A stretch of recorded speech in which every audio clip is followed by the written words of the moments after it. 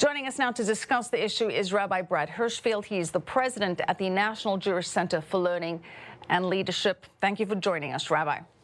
Good to be with you.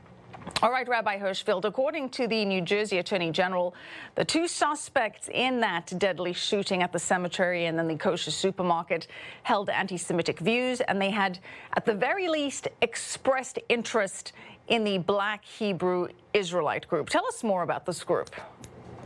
So the group is actually quite diffuse, and I do want to be careful about labeling the entire Black Hebrew Israelite community as racist or anti-Semitic or Jew-hating or violent, because they are incredibly diffuse. It is quite clear that these murderers, these terrorists, were connected with elements of that community.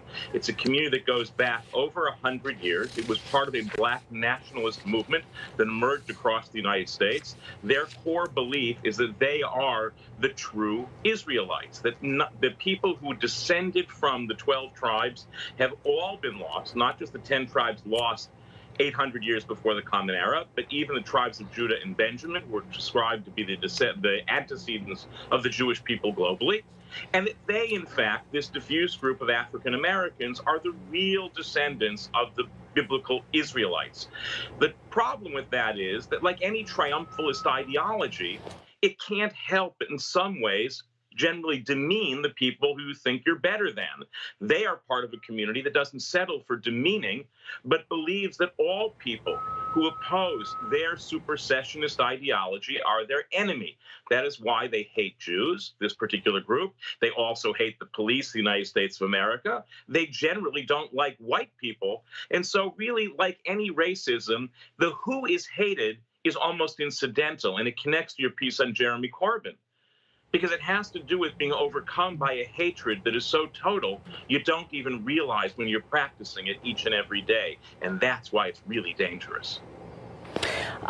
Very quickly, the mayor of New York City, Bill de Blasio, has announced that there'll be a new unit to investigate terror threats from far-right and neo-Nazi groups. Now, granted, they need to be investigated, but in terms of the anti-Semitic hate crimes that we're seeing in the tri-state area, who is really behind those?